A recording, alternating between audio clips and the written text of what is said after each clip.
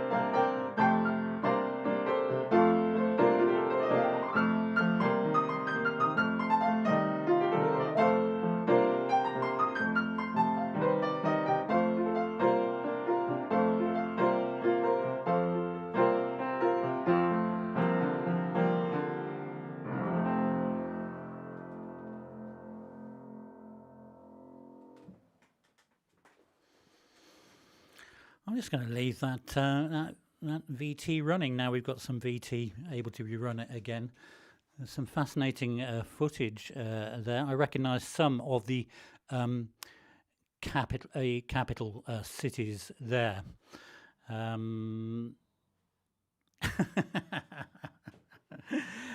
Hello, David, and hello, Rosie. It's good to see you. I know. Oh, thank you, Jean. More about that later. Oh, that's really kind.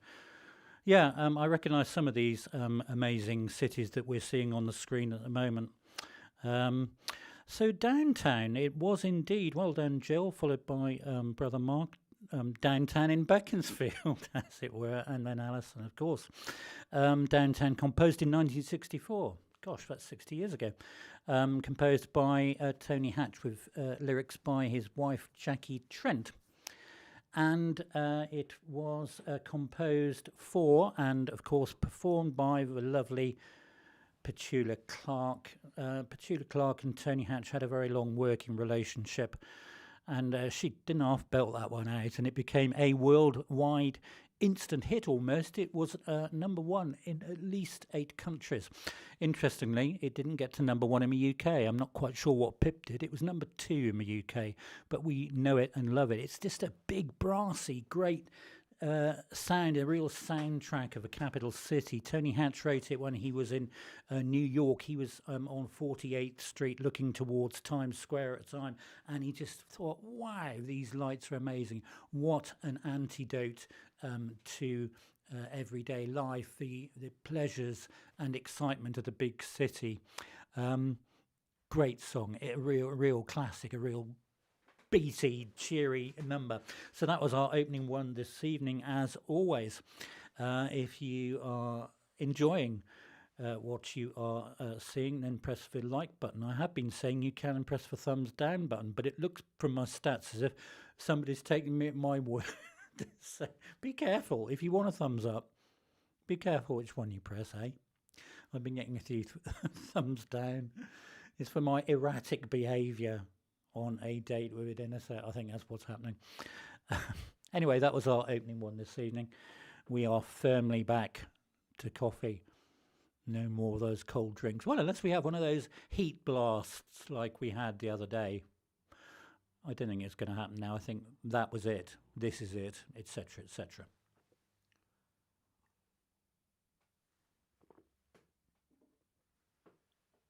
So, on with our next piece of music this evening. Something suitable. Enjoy.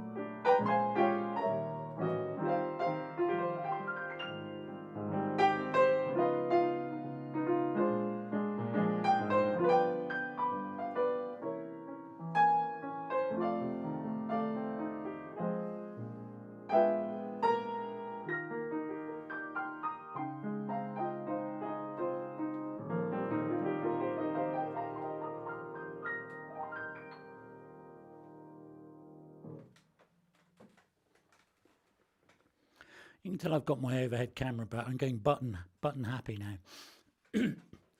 That is indeed what it was, September in the rain. It is what it is in many parts of the country, isn't it? It has...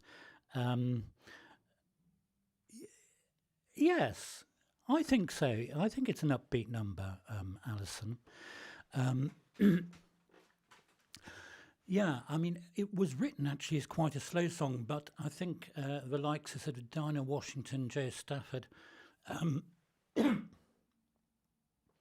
Frank Sinatra have really made it upbeat. Oh, the Beatles did a version of it. I know, the Beatles. Who else has done?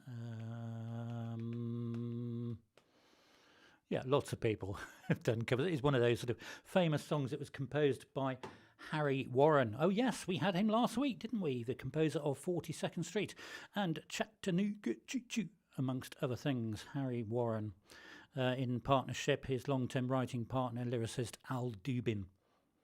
But September in the Rain seemed appropriate. When I was planning it midweek, I was looking at the forecast and thought, do you know what? There's a fair chance it's going to be raining by Sunday, so we're safe. I didn't want to jinx any heat blast we were having, you see.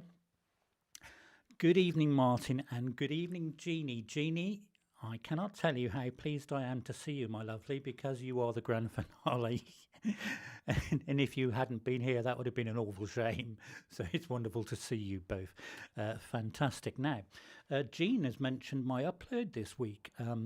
Hello, Marion. How lovely to see you. Fantastic. Hi to everyone. The upload this week was a bit more music from Brazil. Rather than a lively samba, this was actually the first bossa nova that got known to the world through it being the theme music to the film Black Orpheus. And it's got lots of names: Morning Carnival, A Day in the Life of a Fool. It is a beautiful, it's such a haunting, it's a sad little song in some ways. But it's got a lovely, well, I think it's got a lovely sort of guitar strumming like lilt to it, and this beautiful haunting melody. And for once I've been quite restrained in my piano cover and just kept it really simple to try and convey the beauty of one of the first bossa novas from 1958. So that was the upload. And after I'd uploaded it, I thought, oh, gosh, people are going to think that sounds a bit miserable. But in actual fact, this one's had a lot of traction. When I last checked earlier, I think it had something like 251 views, which for one of my videos is positively global. Sorry, Alice, I'm laughing with you and not with you. Yes, with you at that comment. It's very, yes, the GG fix. Anyway, let's go on with the next one. Let's go, here's a connection to what I've just been talking about, the upload, but in a lively style. Do enjoy.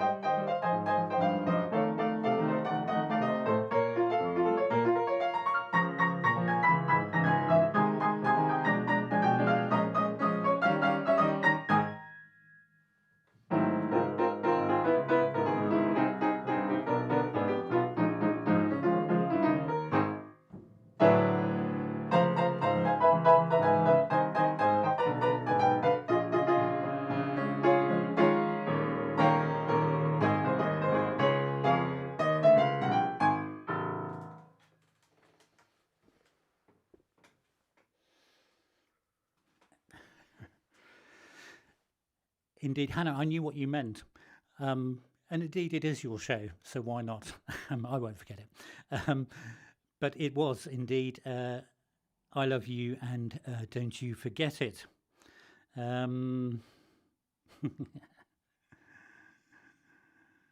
Yes.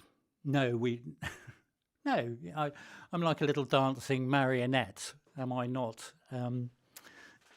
Yes, but there we go. That was I Love You, and Don't You Forget It. It was from 1963, and it was composed by the wonderful Mr. Henry Mancini. There he is in his glorious Pink Panther type face, looking a cheeky chappy. He was colossal, you know. When I met him, I was amazed how tall he was. He's about 6'3", giant of a man, and such a lovely man as well. And it was recorded first by Perry Como in 1963. Other people have had a go at recording it. In fact, somebody tried to record it in 2021, according to the Secondhand Songs database. But it's Perry Como's song, really, and a groovy little samba style, so continuing the Brazilian theme, if you like, of September that we have been having. Now, look, I have a confession to make. I forgot to press a button last week in all the worry and excitement of the tech and stuff. I'm going to press it now. It's not relevant, but I'm going to press it because it's still there. And that was to say that last Sunday, and I know you know this already, but last Sunday, the 15th of September, was National Felt Hat Day. So I hope you were wearing yours in honour of a tradition of the felt hat. So I'm so sorry we forgot to press that button and even mention it. But that was last Sunday. But what about this Sunday? Well, this Sunday, it's too obvious. There were lots of things I could have chosen, but it's obvious that we're going to talk about the equinox, isn't it? The autumn equinox today, I believe the official time of it was 1344 BST. The point at which our days and nights are equal. In other words, really downhill, the nights are drawing in from now. So autumn, in case you're in any doubt at all, has now officially started. I was looking for a picture to put up whilst I blathered on about the autumn equinox. I think that's rather nice, that one, sort of leaves encompassing the world, you know, a sort of sign of a sort of renewal time. Ah, yes, I do remember you. Did you mention that last week, or am I mentioning that? I don't know. Anyway, that's what today is, the 22nd of September, the autumn equinox. We are officially now in autumn, folks. I'm going to finish this coffee. It's got to that critical temperature.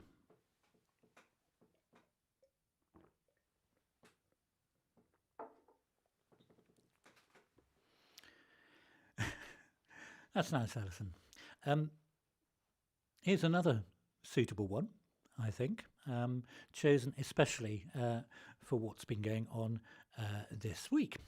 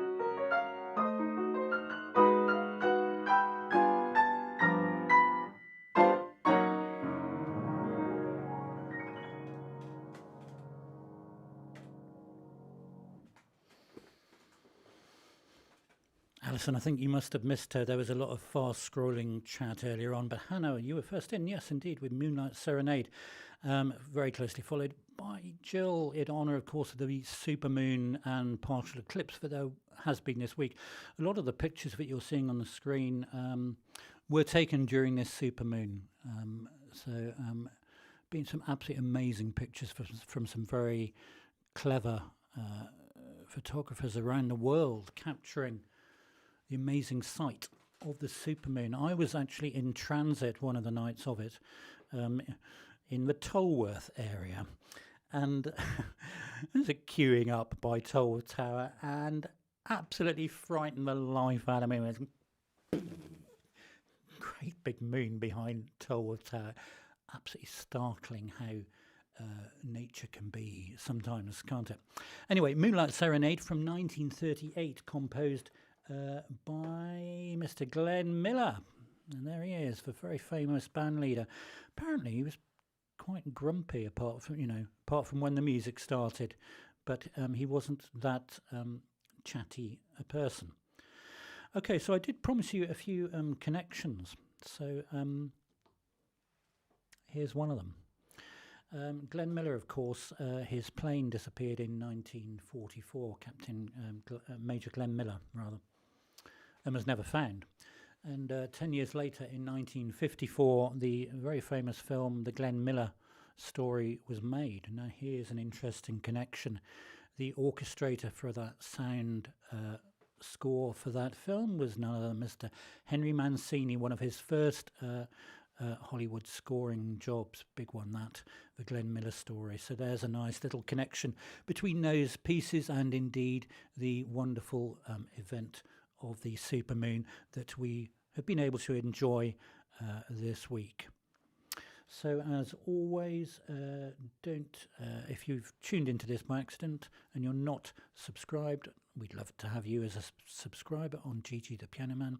And of course, a like, a comment and a share doesn't go amiss as well. In answer to your question, Jean, yes. How else can I answer that? Where are we?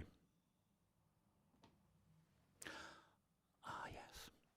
It's all contrasts. I like to do contrasts, bit of slow, bit of fast, something like that. Let's move. Let's have some magic water. It's quite warm in here. I think someone's left the heating on or something.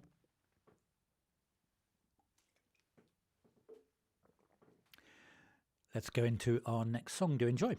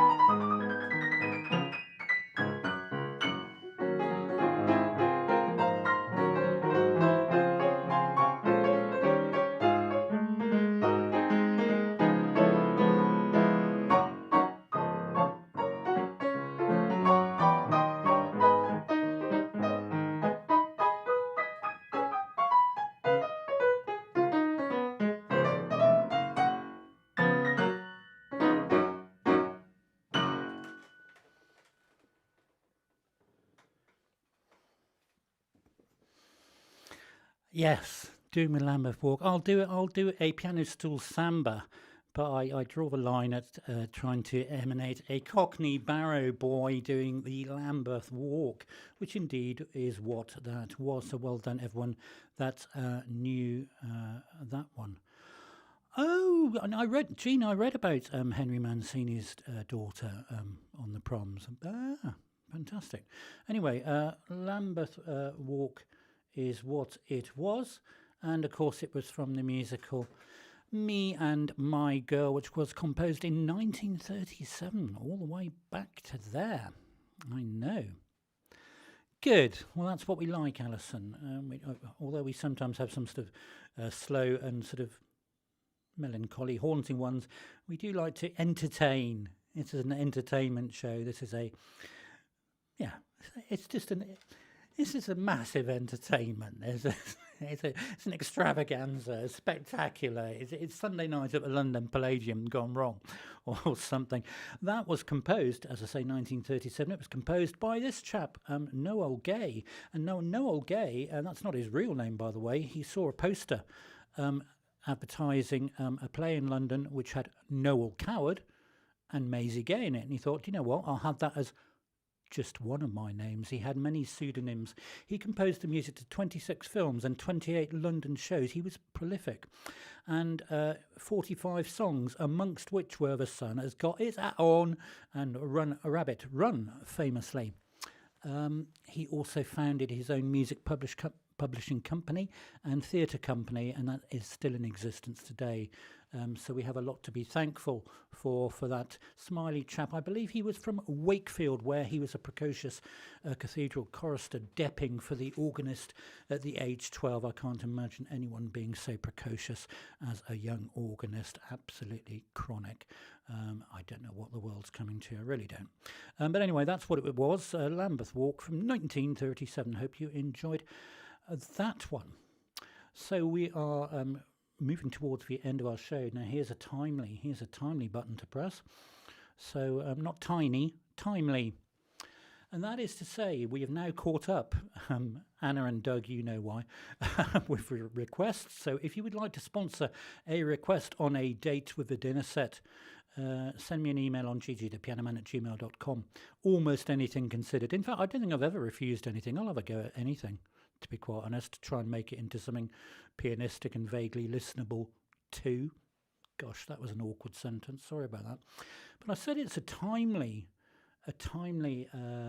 reminder about if you want a request to be sponsored on a date with a dinner set. And the reason it is timely is because our final bit of music has been especially requested by one of our dear regular listeners, Jeannie, and she's with us here in the chat room this evening. So Jeannie, this one is for you. You will all know it, though, I hasten to add. So enjoy our final bit of music this evening. And then, of course, we will throw the water all over ourselves just to add to the extravaganza and fun of the evening. No, after we have played this, we will say goodnight in our usual way. Do enjoy our final piece.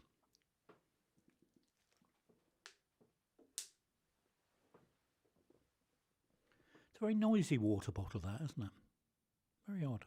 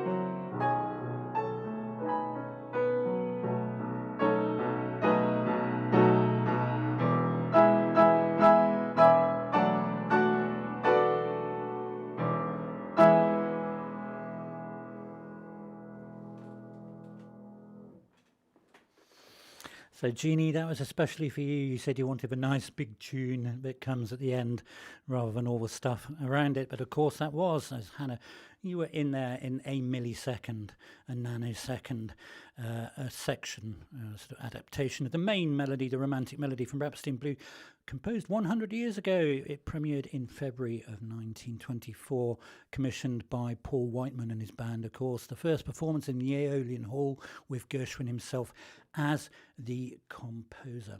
So we've come to another end of an evening, and we are now in autumn. I hope you've enjoyed A Date with a Dinner Set programme 218 here on September the 2nd. I love it when I see all these flashing emojis come in. It's so kind of you to show your appreciation in that way. I have enormous pleasure preparing these programmes and playing for you, entertaining you, and everything else that we do on this show. Thank you so much for being with us, whether you've been watching live or on the catch-up. Have a very good week that is to come, and I look forward to the great pleasure of playing for you again next Sunday. Thanks so much for listening. All the very best. Good night.